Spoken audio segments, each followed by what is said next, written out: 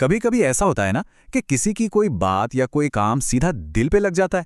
हम सबके साथ होता है ये, और हम फौरन सोच लेते हैं कि भाई गलती तो सामने वाले की है। पर क्या हो अगर असली जड़ कहीं और हो, हमारे अंदर ही, हमारी अपनी उम्मीदों में। चलिए आज इसी पहेली को जरा सुलझाते हैं। ये बात बिल्कुल सीधी और सच्ची है। हम सबके अंदर ना कोई बैठा हुआ है जो बस तैयार है बुरा मानने के लिए, चौबीसों घंटे। जरा सी बात इधर से उधर हुई नहीं कि बस दिल टूट गया, उम्मीदें बिखर गईं। पर सवाल यह है कि आखिर ये उम्मीदें क्या हैं और ये हमें इतना दुख क्यों देती हैं? तो देखिए, सबसे पहली और सबसे जरूरी बात जो समझनी है वो ये है कि हमें दर्द दूसरों के काम से नहीं होता। बिल्कुल नहीं। दर्द होता है जब हमारी उम्मीद और असलियत आपस में टकराती हैं। मतलब हम चाहते कुछ और हैं और होता कुछ और है। बस इसी गैप में, इसी खाई में सारा दुख छिपा है। और यहीं पर एक बहुत मजेदार चीज सामने आती है। देखिए, एक तरफ है हमारी उम्मीद। ये क्या है? ये हमारी कल्पना है, हमारी ख्वाहिश है कि भाई फला इंसान को ऐसा होना चाहिए। और दूसरी तरफ है उनकी प्रकृति, मतलब उनका असली स्वभाव, वो असल में जैसे हैं।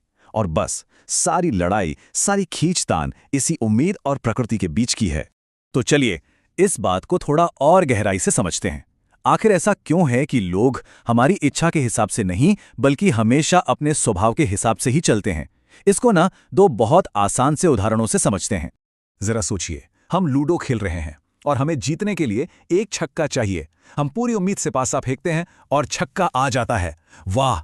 उस पल क्या लगता है? यही ना कि काश मेरी मुराद पूरी हो गई, पासे ने मेरी सुन ली। पर असलियत क्या है?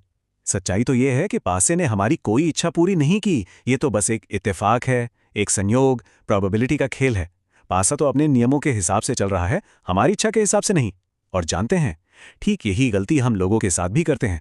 जब उनका कोई काम हमारी उम्मीद से मैच कर जाता है तो हम फौरन मान लेते हैं कि अरे वाह, इन्होंने ये हमारे लिए किया है। अच्छा, अब एक और मजेदार उदाहरण देखते हैं। मान लीजिए हमने एक बंदर पाल लिया। हम उसे रोज अपने हाथ से खिलाते हैं, उससे खूब बातें करते हैं, और धीरे धीरे हमें लगने लगता है कि अरे, ये तो हमें समझने लगा है, हमसे प्यार करने लगा है। और फिर अचानक एक दिन वही बंदर हमें खींचकर एक चांटा मार देता है। अब सोचिए, ऐसा क्यों हुआ? क्या वो हमसे नफरत करने लगा? नहीं, वो तो बस अपनी बंदर वाली प्रकृति से मजबूर था। वो हमारे प्यार के लिए नहीं खा रहा था, वो तो अपने पेट के लिए खा रहा था। वो तो बस अपने स्वभाव के हिसाब से जी रहा था, हमारी उम्मीदों के हिसाब से नहीं। तो सवाल उठता है, अगर उम्मीद रखना ही इतनी बड़ी प्रॉब्लम है, तो फिर रास्ता क्या है? इसका जवाब है करुणा। और करुणा का मतलब है किसी की मदद करना, लेकिन बिना इस उम्मीद के कि वो बदल जाएगा या हमारे हिसाब से चलने लगेगा। देखिए, करुणा का मतलब भोलापन बिल्कुल नहीं है। करुणा का मतलब है कि हमें अच्छी तरह पता है कि सामने वाले का स्वभाव कैसा है, उसकी असलियत क्या है, और ये जानने के बावजूद हम उसकी मदद करते हैं। हम इस धोखे में नहीं रहते कि हमारी मदद से कोई चमत्कार हो जाएगा और वो इंसान बदल जाएगा। इस बात को ना एक कहानी बहुत खूबसूरती से समझाती है। एक साधु थे, उन्होंने देखा कि एक बिच्छू पानी में डूब रहा है। उन्होंने उसे बचाने के लिए अपना हाथ आगे बढ़ाया। जैसे ही बिच्छू हाथ पर आया, उसने क्या किया? उसने डंक मार दिया। साधु के हाथ से दर्द के मारे वो छूट गया और वापस पानी में गिर गया। साधु ने फिर कोशिश की और बिच्छू ने उसे फिर डंक मार दिया। ये सब एक आदमी दूर से देख रहा था। वो पास आकर बोला, महाराज, आप ये क्या कर रहे हैं? आपको समझ नहीं आ रहा, ये आपको बार बार डंक मार रहा है। तब साधु ने जो जवाब दिया ना, वो इस पूरी चर्चा का निचोड़ है। उन्होंने कहा, देखो, डंक मारना उसका स्वभाव है और बचाना मेरा स्वभाव है। मैं उसके स्वभाव की वजह से अपना स्वभाव क्यों छोड़ दूं? हम लोग अक्सर मदद को भी ना एक सौदे की तरह देखते हैं। मतलब हम किसी के लिए कुछ अच्छा करेंगे तो बदले में हमें भी कुछ मिलना चाहिए। ये करुणा नहीं है, ये तो व्यापार है। सच्ची करुणा क्या है? वो है एक मछली को बचाना और ये जानते हुए आगे बढ़ जाना कि वो बस एक मछली है, वो कोई जलपरी बनकर हमें इनाम नहीं देने वाली। तो ये सारी बातें हमें एक बहुत ही बड़े और ज़रूरी सवाल पर लाकर खड़ा कर देती हैं कि अगर हर कोई अपने स्वभाव से, अपनी प्रकृति से इतना ही बंधा हुआ है, तो क्या बदलाव मुमकिन है? क्या लोग सच में कभी बदल सकते हैं? या फिर इसको ऐसे भी कह सकते हैं कि क्या किसी का अतीत देखकर उसके भविष्य के बारे में अंदाजा लगाया जा सकता है? ये एक ऐसा सवाल है जो हम सब ने कभी न कभी किसी न किसी रिश्ते में खुद से जरूर पूछा होगा। और इसका जवाब थोड़ा सा चौंकाने वाला है। कहा जाता है कि 99.9% मामलों में, जी हाँ, 99.9% केसेस में किसी का अतीत ही उसके भविष्य की सबसे सही भविष्यवाणी करता है। ये उम्मीद लगा लेना कि कोई रातों रात बदल जाएगा अक्सर हमें सिर्फ निराशा ही देता है। तो फिर हमारे पास रास्ते क्या हैं?